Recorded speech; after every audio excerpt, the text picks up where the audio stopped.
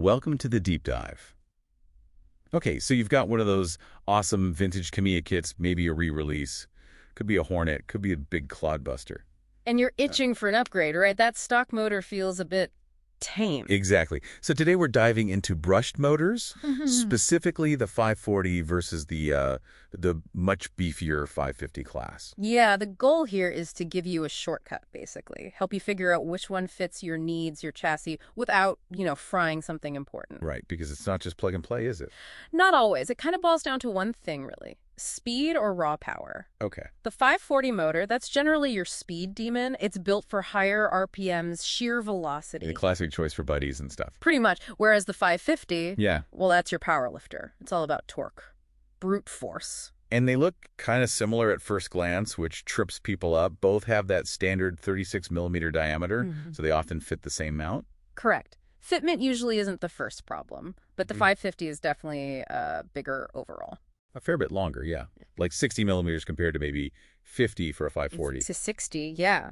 And heavier, too. We're talking maybe 230 grams versus 170. That's noticeable. So what's inside that extra length? What gives it that powerlifting ability? Well, that extra space is key. It means a longer armature, the spinning part, and bigger magnets. Okay, makes sense. And crucially, that longer armature lets you pack in more copper wire windings. More copper. More copper, stronger magnetic field when the current flows, and boom, significantly more torque. That's the 550's whole deal. Gotcha. Now, this is where I think things get tricky and where maybe mistakes happen. Let's talk turns, the T number. Right. The turns relativity trap, as we could call it. Because the simple rule is fewer turns equals more speed, more power draw, right? Generally within the same motor size class, yes. But a, say, 12-turn 550 behaves very differently from a 12-turn 540. Totally different beast. Because a single turn of wire on that long 550 armature physically uses more copper than a turn on the shorter 540. So it's not an apples-to-apples comparison just looking at the T number. Not at all. That low-turn 550, like a 12T, it might draw as much current as many amps as a much higher-turn 540. Maybe a 15T or even a 20T 540, it's pulling serious power. Which leads us straight to the next problem. The ESC, your speed controller. The bottleneck. Yeah. Those stock Tamiya ESCs, like the kit standard TBLE 002S or the older TEU 105BK, they're pretty conservative. Very conservative. They usually have strict turn limits, like nothing lower than 23 turns, maybe 25 turns for a 540 motor. So if you just grab that powerful low-turn 550 and plug it in... You're going to have a bad time. You'll likely smoke the ESC. It just can't handle the amperage draw. So any serious motor upgrade, especially jumping to a 550, really means you have to upgrade the ESC too? Oh, absolutely. Something robust like a Hobbywing Quick Run 1060 or similar. It's part of the package. You can't really see the motor as a standalone thing. It's a system. Okay, let's talk specifics. Where does this torque monster, the 550, really make sense? Which Tamiya chassis love it. Well, the undisputed king here has to be the Clodbuster. Right. The dual motor monster truck. Exactly. It's practically designed for that low-end grunt, running dual 550s in a Clod. That's just perfect for its mission.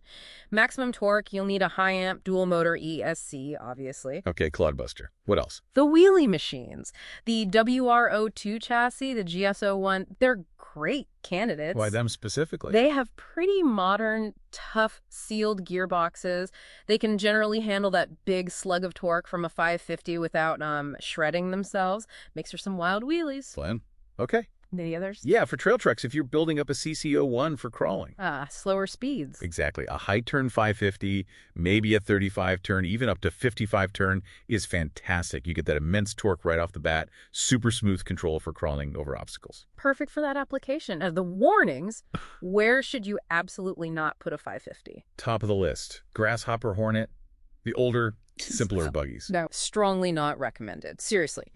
The chassis, the simple rigid axle, the basic suspension, it just gets overwhelmed by the instant torque. So you don't go faster, you just spin out. You get uncontrollable wheel spin, maybe traction rolls. It's just too much. A 540 sport tuned, that's about the sensible limit for those. Okay, duly noted. What about the ORV chassis? The Frog, the Blackfoot? Yeah. They're classics. Right. Classics, but with a known weakness. Before you even think about any motor upgrade, 540 or 550. Let me guess. The gearbox. The differential, specifically. You absolutely need the MIP Super Ball differential upgrade. It's mandatory, non-negotiable. Aye. The stock gearbox flexes under load, especially with more power. The stock diff can't handle it and you'll strip gears. The MAP diff prevents that flex. It's the cost of entry for more power in an ORV. Got it. MIP diff first. Any other no-go zones for the 550? Yeah, I'd avoid it completely in the basic touring car chassis like the TT01 and TT02. Just not suited. Structurally, no. And physically, that longer motor can might not even fit without cutting the chassis or the motor shaft. Just stick with Performance 540s for those. Okay, that makes sense.